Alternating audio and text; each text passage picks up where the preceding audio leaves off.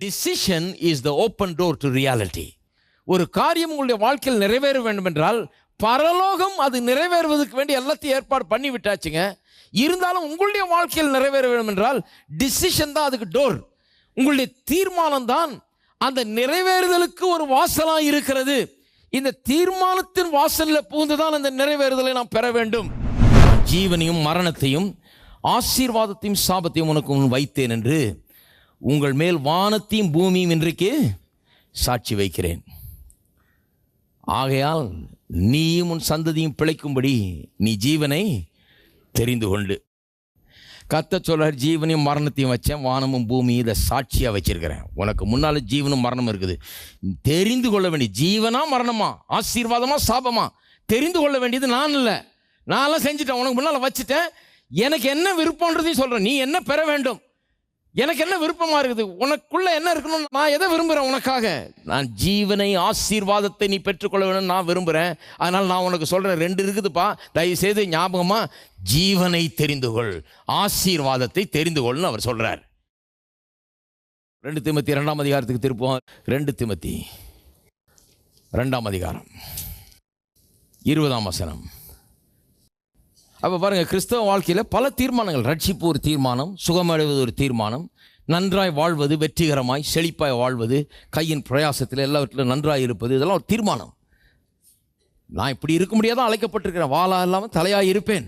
கர்த்தர் தமது நல்ல பொக்கிஷ சாலையாக வானத்தை திறப்பார், தேசத்தில் ஏற்ற காலத்தில் மழை பெய்யும், நீ கடன் வாங்காதிருப்பாய், கடன் கொடுப்பாய், கீழாயிராமல் மேலாயிருப்பாய், வாளாயிராமல். இதெல்லாம் கர்த்தர் தீர்மானிச்சிட்டார், அவர் எழுதி வச்சிட்டார். நான் கூட சேர்ந்துக்கிறேன், அவ்வளோதான். நான் இங்கே சொல்லிட்டு இருக்கிறதுனால நான் ஆக போகிறதில்ல, அவர் எழுதி வச்சிருக்கிறதுனால நான் சொல்லிட்டு இருக்கேன், அதனால நான் அப்படி ஆக போகிறேன். ஹலோ, அவர் சொல்லிட்டாருங்க, அதனால நான் சொல்லுகிறேன், அவரோட நான் சேர்ந்து கொள்ளுகிறேன். அப்போ நிறைய தீர்மானங்கள் எடுக்க வேண்டியது இருக்குது. ஒரு தீர்மானம் இல்லை, ஒவ்வொரு நாளும் ஒரு தீர்மானம். இதுதான் கிறிஸ்தவ வாழ்க்கை. தீர்மானங்கள் தான் உங்களுக்கு அதிகாரத்தை வாழ்க்கையில் கொடுக்கிறது.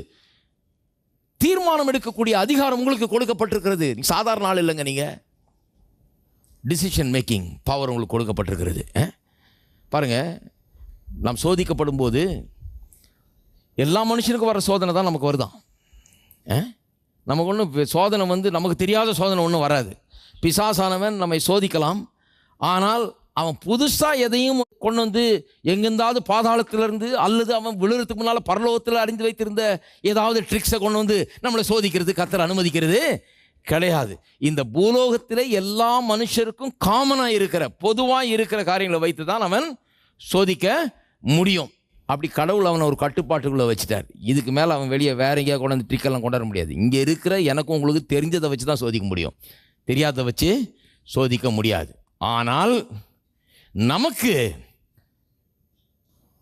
நம்முடைய ஆயுதங்களோ இந்த பூமிக்குரியவைகள் அல்ல, அது ஆவிக்குரிய ஆயுதங்கள். நமக்கு என்ன கொடுத்துருக்கிறாரு?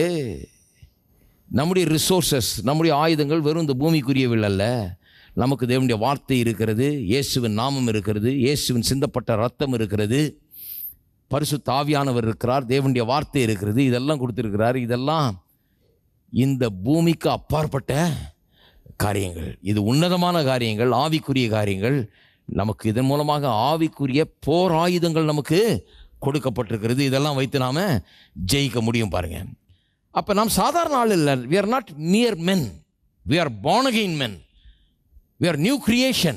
நான் சாதாரண ஒரு மனுஷன் இல்லை, நான் மறுபடியும் பிறந்தவன், நான் புது சிருஷ்டி, நான் நீதிமான், நான் கிறிஸ்துவுக்குள் இருக்கிறவன். இதை நினைவில் வைக்க வேணும். பாருங்க, அப்போ தீர்மானம் எடுக்கலாம். அதன் அடிப்படையில் தினந்தோறும் தீர்மானம் எடுக்கலாம். சில தீர்மானங்கள் நான் இப்படி தான் இருப்பேன், அப்படி இருக்க மாட்டேங்கிறத. இப்போ வாசிக்கிறேன் பாருங்க, 20ஆம் வசனம். ஒரு பெரிய வீட்டிலே பொன்னும் வெள்ளியுமான பாத்திரங்களும் அல்லாமல் மரமும் மண்ணுமான பாத்திரங்களும் உண்டு, அவைகளில் சில கனத்திற்கும் சில கனவீனத்திற்கும் ஆனவைகள். இது யாராவது வாசிக்க கேட்டிருக்கீங்களா? நான் கேட்டிருக்கேன். எப்படி சொல்லுவாங்க? ஆமாயா, சொல்லியிருக்குது இல்லையா பைபிளில்? வீட்டில் ஒரு வீடுன்னு எடுத்துக்கிட்டால் சிலர் வெள்ளி பொண்ணு இப்படிப்பட்ட விலையேற பெற்ற காரியங்களால் செய்யப்பட்ட பாத்திரங்கள் இருக்கும். ஆனால் இன்னும் சிலது மரமும் மண்ணுமான பாத்திரங்கள். அதில் நான் மண்ணுயா, இப்படிதான் நிறைய கிறிஸ்தவங்க சொல்லிக்கிறாங்க. நான் அந்த மண்பாண்டம் மாதிரி அடியேன் ஒரு மண்பாண்டம் மாதிரி பைபிள்லேயே சொல்லியிருக்கு. ஒரு வீடுனா பல வகையில் இருக்குது. வெள்ளி இருக்குது, பொண்ணு இருக்குது, அது இருக்குது, விலையேற பெற்றதெல்லாம் இருக்குது, அப்புறம் மரம் மண்ணுன்னு இருக்குது. அதில் அடியேன்னு அந்த பாட்டமில் இருக்கிறேன், மண்ணில் இருக்கிறேன். அந்த மண்ணான பாத்திரம், மட்பாட்டு. கனத்துக்குரியவைகள் இருக்குது, கனவீனத்துக்குரியவைகள் இருக்குது. அடியேன் கனவீனமானவன், ஒன்றும் இல்லாதவன். அடியேனுக்கு என்ன இருக்குது? ஒன்றுமே கிடையாது. அடுத்த வசனம் பாருங்கள். நிறைய பேர் அந்த 20ஆம் வசனத்தோடு நின்றுறது. 21ஆம் வசனத்தை வாசிங்க. ஆகையால் ஒருவன் இவைகளை விட்டு தன்னை சுத்திகரித்து கொண்டால் பரிசுத்தமாக்கப்பட்டதும் எஜமானுக்கு உபயோகமானதும் எந்த நற்கிரிக்கும் ஆயத்தமாக்கப்பட்டதுமான கனத்துக்குரிய பாத்திரமாய். இதை யாரும் வாசிக்கிறதே கிடையாது. அங்கேயே வாசித்து 20ஆம் வசனத்தோடு க்ளோஸ் பண்ணி, நான் ஒரு மண் பாண்டம், நான் கனவீனத்துக்குரியவன். தேவனுடைய வீட்டில் சிலரெல்லாம் கொஞ்சம் கனத்துக்குரியவர் இருக்கிறார்கள். ஐயா கனத்துக்குரியவர், அந்த ஐயா கனத்துக்குரியவர், இந்த ஐயா கனத்துக்குரியவர். ஆனால் அடியேனோ அங்கே கனத்துக்குரியவர்கள் உட்காந்துட்டு இருக்கவங்க சொல்லி தர மாட்டேறாங்க இவங்களுக்கு. ஏயா நீயும் கனத்துக்குரியவன் சொல்கிறதுக்கு ஆள் இல்லை. அவங்க சொல்கிறாங்க ஐயா கனத்துக்குரியவர், ஐயா கனத்துக்குரியவர்.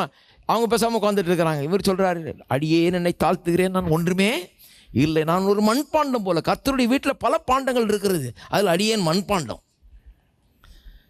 ஆனால் சொல்லி இருக்குது, ஒருவன் இவைகளை விட்டு தன்னை சுத்திகரித்து கொண்டால், எதிலிருந்து தன்னை சுத்திகரித்து கொள்ள வேணுமோ அதிலிருந்து சுத்திகரித்து கொண்டால், அவனை கனவீனமானதாக்குகிற காரியங்கள் என்ன, அவனை ஒரு மண்பாண்டம் போல பிரயோஜனமற்றதாக ஆக்குகிற காரியங்கள் ஏதாவது இருந்தால் அதிலிருந்து அவன் தன்னை விலக்கி கொண்டால், காத்து கொண்டால், சுத்திகரித்து கொண்டால், அவன் பரிசுத்தமாக்கப்பட்டதும் எஜமானுக்கு உபயோகமானதும் எந்த நற்கிரியைக்கும் ஆயத்தமாக்கப்பட்டதுமான கனத்துக்குரிய பாத்திரனாய் இருப்பான். நான் சொல்லுகிறேன், இங்கே இருக்கிற ஒவ்வொருவரும் கனத்துக்குரிய பொன்னாலான பாத்திரங்களை போல இருக்கலாம். ஒன்றும் இல்லை, உங்களை ஒரு மண்பாண்டம் போல வைக்கக்கூடிய காரியங்கள், அப்படிப்பட்ட ஒரு மோசமான காரியங்கள் உங்கள் வாழ்க்கையிலே தேவன் உங்களை பயன்படுத்த முடியாதபடிக்கு உங்களுடைய பரிசுத்தத்தை குலைக்கிற காரியங்கள், எஜமானுடைய உபயோகத்துக்கு பயன்படாமல் உங்களை வைக்கிற காரியங்கள் இருக்குமானால் அவைகளெல்லாம் அகற்றி அவைகளிலிருந்து உங்களை சுத்திகரித்து கொண்டால், if a man will purge himself, அவன் சுத்திகரித்து கொண்டால் அவன் கனத்துக்குரிய பாத்திரமாய் இருப்பான். அப்ப என்ன பண்ணணும்? நான் பரிசுத்தமாய் வாழுகிறது கூட எனக்கு ஒரு தீர்மானம். நான் என்ன பண்றேன்? நான் சும்மா இங்கே உட்காந்துட்டு அடியேன்னு ஒரு மண்பாண்டம் மண்பாண்டம் மண்பாண்டம் சொல்லிட்டு இருக்கக்கூடாது. நான் என்ன பண்ணணும்? சில காரியங்கள்லாம் என்னுடைய வாழ்க்கையில் இருக்குது. கடவுளை என்னை உபயோகப்படுத்த முடியாதபடிக்கு சில தடைகள் இருக்கிறது. சில பாவ காரியங்களை, சரியா இல்லாத காரியங்களை நான் ஈடுபட்டு கொண்டிருக்கிறேன். சில காரியங்கள் என்னை தடுத்து நிற்கிறது. தேவனுடைய ஆசீர்வாதத்துக்கு தடையாகவே இருக்கிறது. கர்த்தர் என்னை உபயோகப்படுத்துவதற்கு, கர்த்தருடைய பிரயோஜனத்துக்கு, எஜமானுடைய உபயோகத்திற்கு, எல்லா நற்கிரியும் செய்கிறதுக்கு ஆயத்தமாக இருப்பதற்கு வேண்டிய சில காரியங்கள் என்னிடத்தில் இல்லாமல் இருக்கிறது. சில காரியங்கள் அதற்கு தடையா இருக்குது. என்னுடைய வாழ்க்கையில் சில காரியங்களை நான் அனுமதித்திருக்கிறேன்.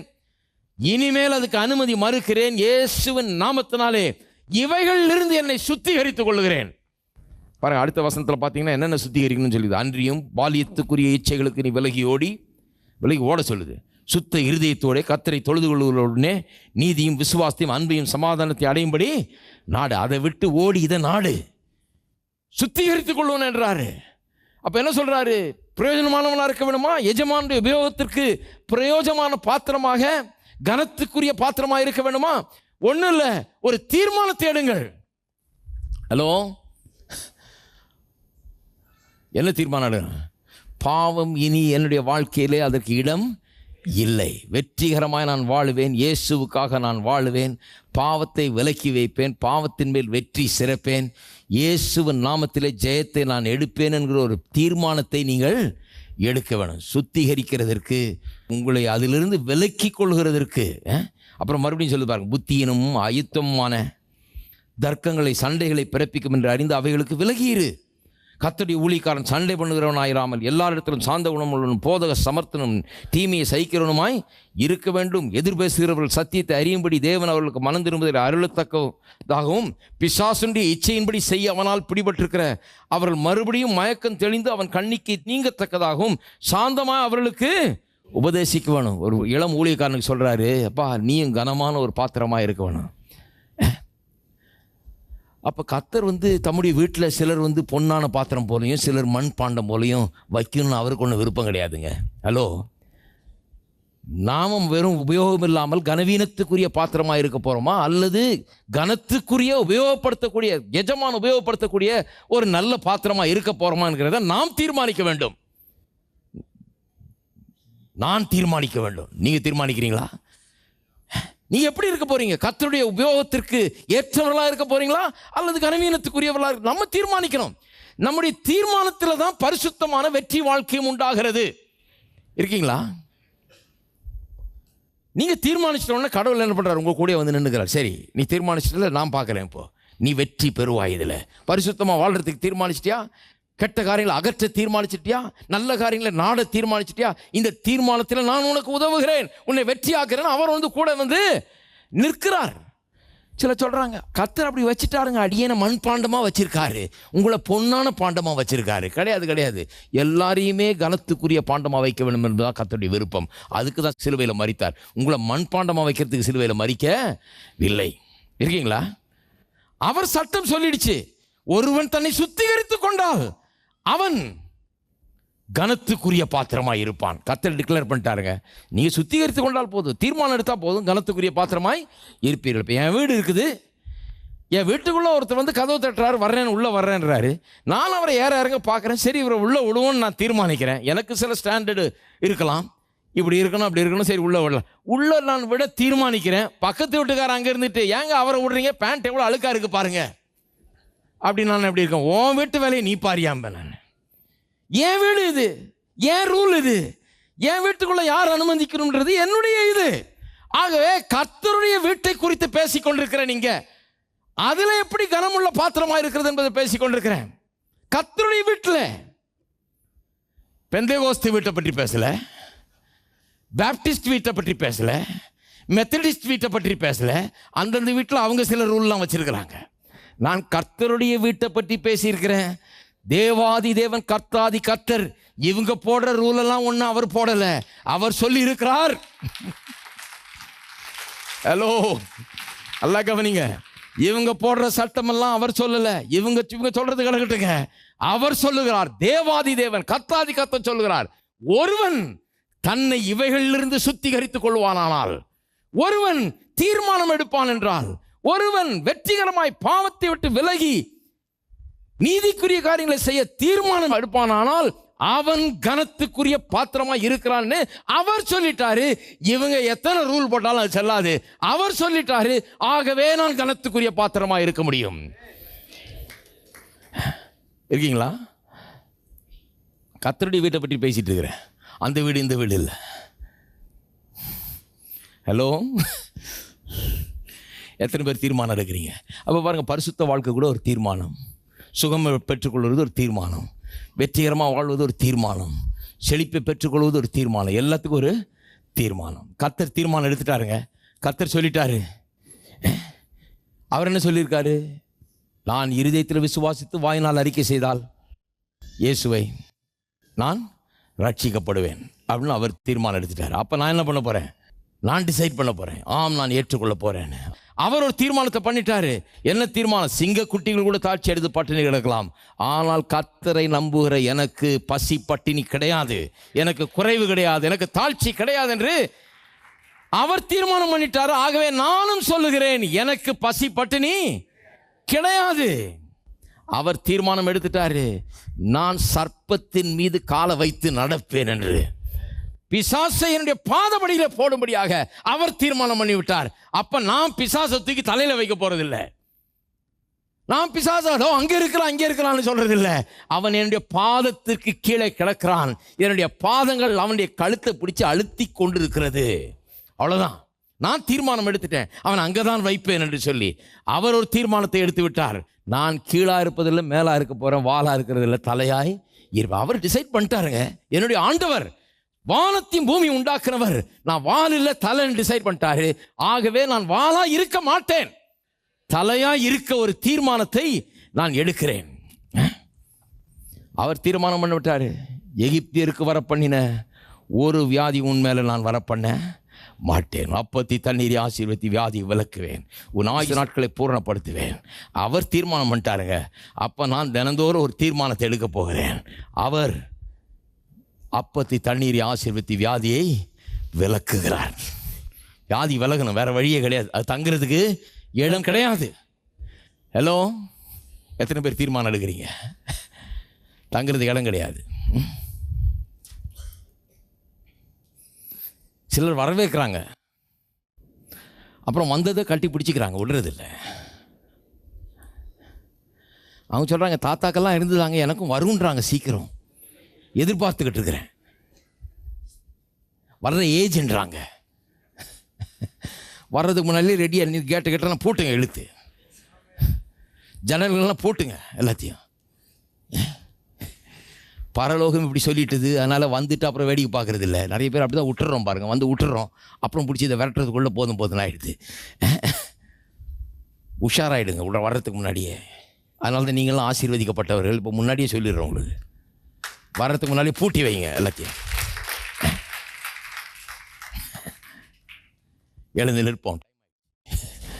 ஸ்தோத்திரம். எல்லாரும் கரங்களை உயர்த்தி கர்த்தரை ஸ்தோத்திரிப்போம்.